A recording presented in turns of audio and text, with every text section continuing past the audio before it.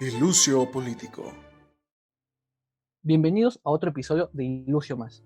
El día de hoy me acompaña nuevamente haciendo esta maravillosa mancuerna mi queridísima amiga Fernanda Montiel. Hola, ¿cómo estás? El día de hoy hablaremos de un tema el cual muchas veces puede parecernos bastante obvio y que todos logramos entender, pero en la realidad es que está enraizado a cuestiones político-históricas mucho más profundas y por eso tenemos que prestarle poquita más atención. Así pues, nos referiremos a la opinión pública. Para poder hablar acerca de este tema es básico partir de la concepción social más general, la cual resulta en que la opinión pública es la voluntad de la mayoría. ¿Pero esto realmente es correcto? Si bien tiene parte de razón y sentido, va más allá de esta premisa, puesto que de ella se desprenden más interrogantes y construcciones conceptuales al respecto, que trataremos de resolver y explicar a lo largo de estos abundantes 10 minutos. De inicio, hemos escuchado este término generalmente cuando se acepta algún proyecto gubernamental y entonces la opinión pública, nótese el entrecomillado, está a favor de este, o cuando se nos presentan encuestas que supuestamente representan lo que una comunidad quiere o necesita desde lo político.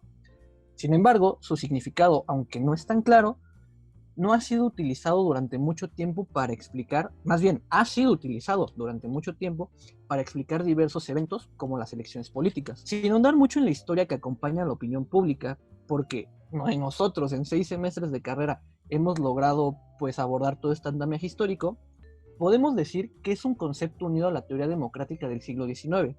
No obstante, algunas consideraciones acerca de lo público nos referencian hacia el acceso común, así como una referencia a asuntos de interés común y a asuntos del Estado. Y pues si no entienden muy bien a qué nos referimos con esto de lo común, el Estado y lo público, los invitamos a escuchar nuestros capítulos previos donde abordamos estos 3 conceptos de manera más puntual. Y si bien podemos remitirnos desde los griegos, la combinación de público y opinión se ubica en Europa, como gran parte del pensamiento social y político que estudiamos, asociando el término a voluntad común, conciencia política, espíritu público, entre otros.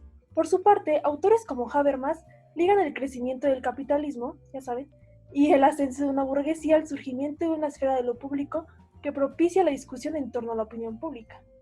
Por todo esto, es vital recordar que cuando pensamos en opinión pública, nos enfrentamos a todo eso que conlleva lo público, lo cual ha sido definido como aquello que es accesible a todos.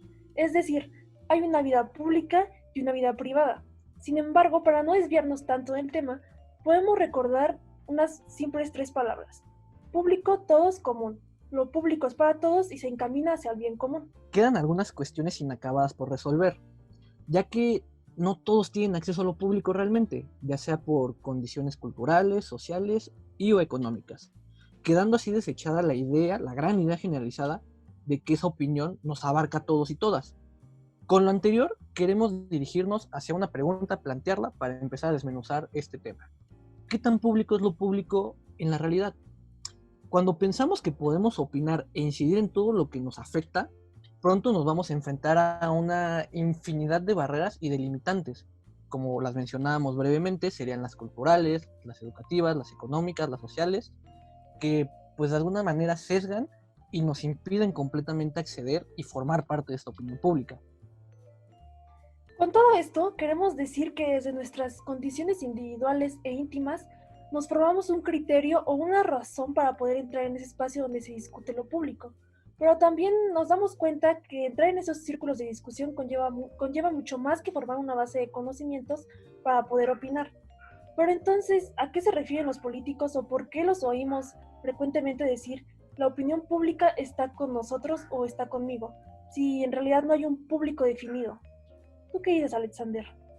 Que me da mucho miedo escuchar o que yo llegase a escuchar a un político decir eso, ya que sería lo mismo a decir que Dios está con nosotros o que Dios está con el político cuando pues las monarquías que se versaban en eso están superadas.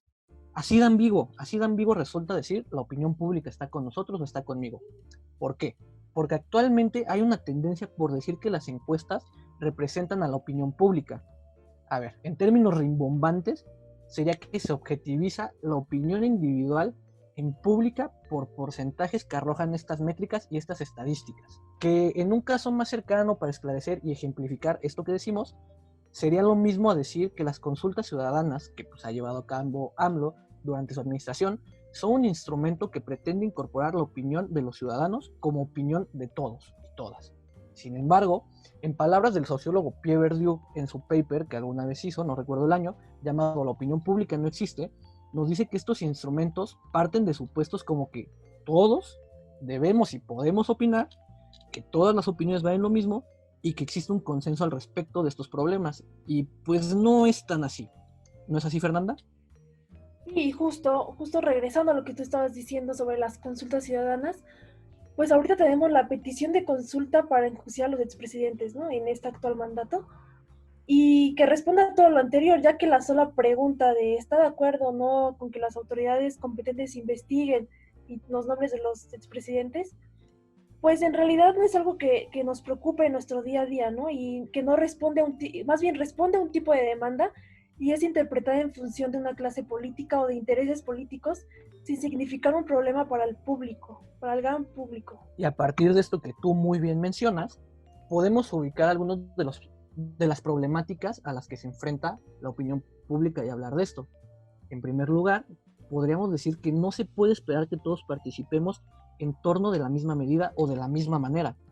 Es decir, que no todos podemos preocuparnos diariamente por aquellos problemas en nuestro entorno o sobre asuntos políticos que, como decías, nos hacen creer, ahora sí que esta clase política nos hace pensar que son lo que verdaderamente nos debería interesar como grueso de la sociedad.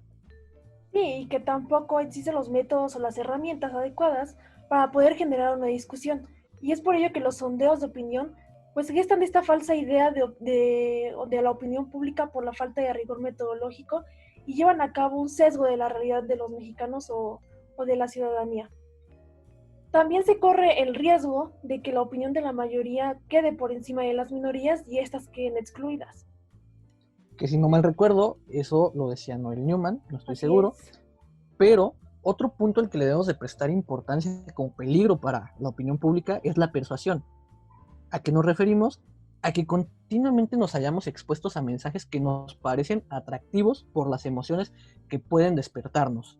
Entonces nos encontramos expuestos a caer en este tipo de llamamientos que muchas veces los encontramos o los podemos ver ejemplificados en la propaganda política, o se hace lo que pasó en algún momento con el nazismo, ¿no? Ya sabemos todos en qué devino. Y ahora, como se mencionó en alguna parte de toda esta charla que llevamos, muchos problemas que supuestamente atañen a la opinión pública son demandas de ciertos grupos de poder, realmente, y hay que prestar mucha atención a eso, ya que, como lo menciona Wright Mills en su texto La élite del poder, las élites en este poder o que tienen este poder político son realmente las que toman las decisiones importantes o que afectan a la sociedad. Por eso podríamos hablar de una simulación o de una falsa idea de opinión pública que ellos nos presentan y de alguna manera nosotros vamos a seguir o nosotros les vamos a prestar el foco de atención cuando la realidad es que desde nuestra individualidad como ciudadanos e individuos puede haber muchas otras más cuestiones que nos preocupen y que deben ser atendidas en primer momento, pero no están en el foco público de estos grupos de poder. Sí, y es por todo esto que podemos concluir que el concepto de la opinión pública está vinculado con la democracia. De igual forma, podemos retomar algunas consideraciones del filósofo John Dewey, que dice que hay muchos y variados públicos con intereses iguales pero también diferentes, y es por ello que es muy difícil hablar de un solo público. De igual forma, solo se puede pensar en un público funcional a partir de una comunicación efectiva. Asimismo, y como decíamos anteriormente, debemos, más bien, no debemos quitar el dedo del renglón de los sondeos de opinión o encuestas de opinión, ya que tratan a la opinión pública como la suma de opiniones individuales, cuando en la vida real, como ya lo habíamos dicho, pues estas opiniones son más bien fuerza y relaciones de opinión dentro de los conflictos de estos grupos. Ahora sí que, pues aprovechan nosotros como individuos para materializar, más bien no materializar, para hacer ver una gran opinión que pues no es la verdadera o no es la inquietud que todos tenemos en la mayoría. Y nos hacen tomar posición de esto, dentro de estos conflictos y problemas para ellos.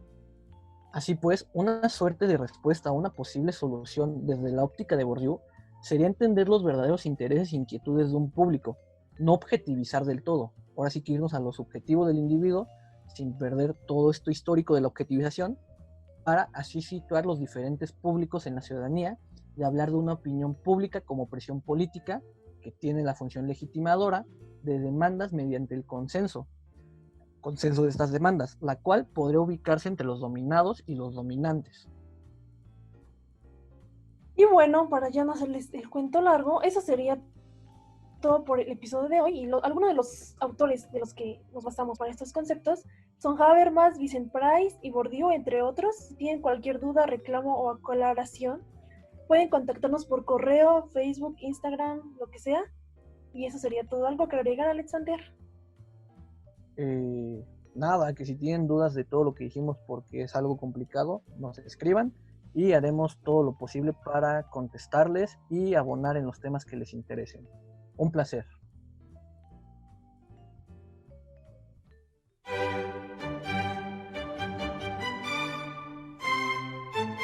El Lucio Político.